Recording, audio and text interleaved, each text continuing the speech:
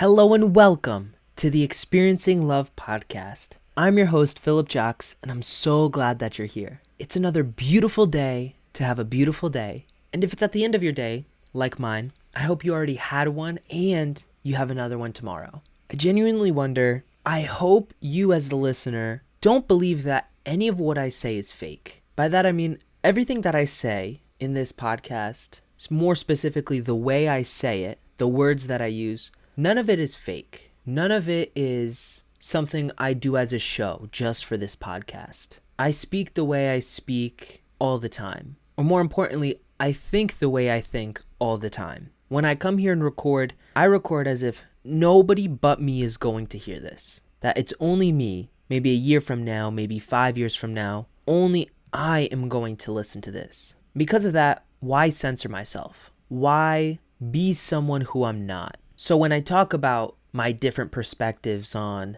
thinking and acting, it's how I live my life, or at least how I aim to live my life. Because I also acknowledge I'm not perfect, and I have so much room to grow. I talk about growth all the time, and that's just something so important to me because I know I'm never going to be perfect. But I could always be a little bit better than I was yesterday. Because I also don't often compare myself to other people. I compare myself to me in the past. Now, that also may not be fully true because there's times that maybe it's more subconscious. I may compare my current level in life to people who are 10, 20, 30 years ahead of me that I want to get to. I think naturally in those cases, I do compare myself to them. I look at my life now and the life they have now, but I look at their lives more as a potential benchmark to reach or a pool of ideas to pull from for the life that I want to live in the future. I think the main version of comparison that I do participate in, not always consciously, actually usually to my own detriment, is the comparison of where I am now in life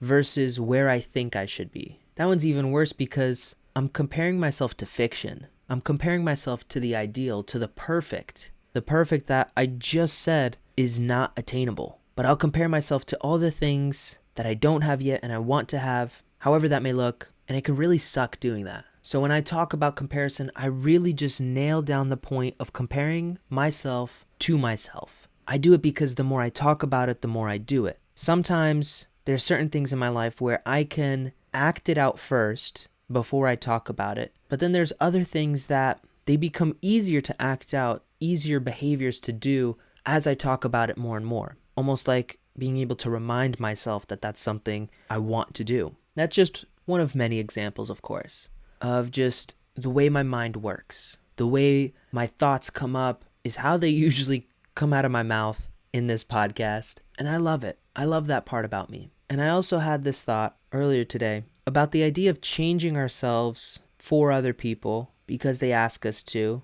or because they tell us that something that we do is annoying, or it makes them feel weird, or it triggers them, it upsets them. And I have mixed feelings about that thought. I have mixed feelings because I see it everywhere today, throughout all relationships, not just my own, but between other people. I see it everywhere, and what I also see is a lot of people feeling a lack of inauthenticity, or they don't feel like they could be themselves. I think that comes from most people, or if not most, many people, believing they have to behave a certain way so that other people feel a certain way. So this is where my mixed feelings come in, because I believe that we are in charge of our own emotions and our own feelings. If we get triggered by something, it has nothing to do with the other person doing something, and it has everything to do with how we feel about that action, what we take that action to mean. It basically has to do with what our perspective is, what our assumptions are. Because of that, I don't believe anybody should have to change to make someone else feel better. Now, that being said, there's absolutely nothing wrong if that person wants to change. If that person feels they want to change to be a better person, to grow and to learn,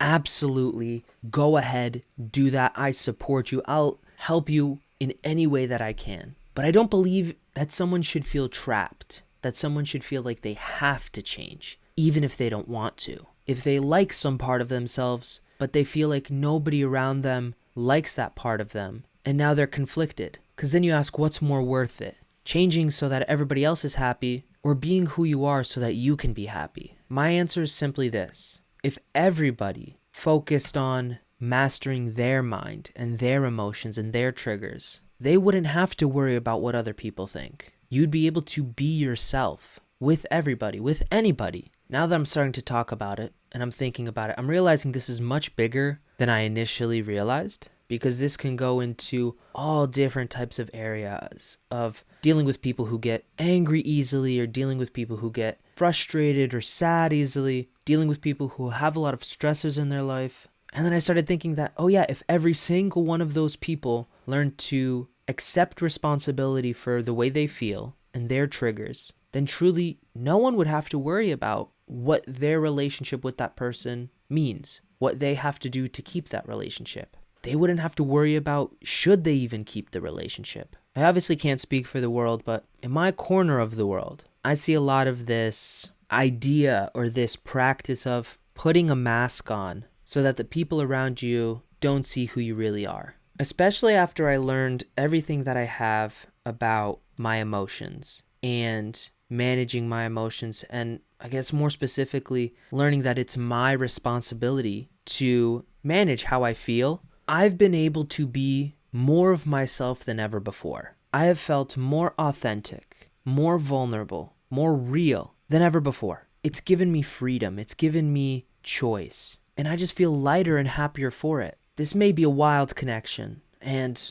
I really might not be in the place to make this connection. But in my experience, I also noticed that as soon as I learned this, my depression completely went away. My anxiety, I'd say, went away 90%. I think when I'm extremely stressed, I may still jump to a place of anxiety, to a moment of anxiety, but I never stay there anymore. Where I used to stay in these emotions for honestly days and weeks at a time, now it hardly lasts hours. Sometimes it's minutes, if not within a single minute of when I get stressed out or triggered. To me, that's a superpower. When I first found out that I was diagnosed with depression and anxiety, I was terrified because I thought it was a permanent condition, one that I would never be able to get rid of, and I would always have to deal with the sad emotions or the painful emotions. And this was all language I was using back then, right? But now I see none of that is permanent. All of it is just in the moment,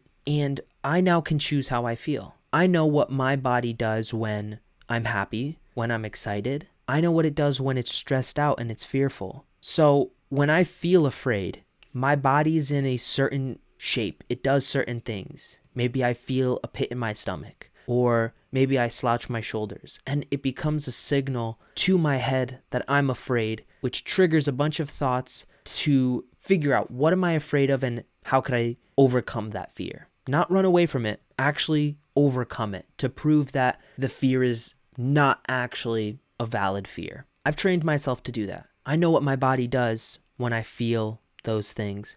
I also know what I'm focusing on when I'm happy, when I'm excited versus when I'm afraid. When I'm happy and I'm excited and I'm grateful, I'm thinking about abundance and all the things I have. When I'm fearful, I'm thinking about loss and scarcity and what I might be losing. So if I notice that I'm thinking about loss or I'm thinking about scarcity, I just think about all the things I have to be grateful for. Like, I woke up this morning. I'm breathing right now. And I also know that certain words affect me in certain ways. Words have different connotations, and I found that the more I used words, even if they were positive words that had negative connotation, I would feel more negatively versus the opposite. I could say negative words that have a positive connotation and I would still feel positive. Because sometimes it's not about the word. I'd actually say most of the time it's not so much about the word, it's about the meaning that we give the word. And so if I just keep focusing on the positive meaning words, positive connotation words,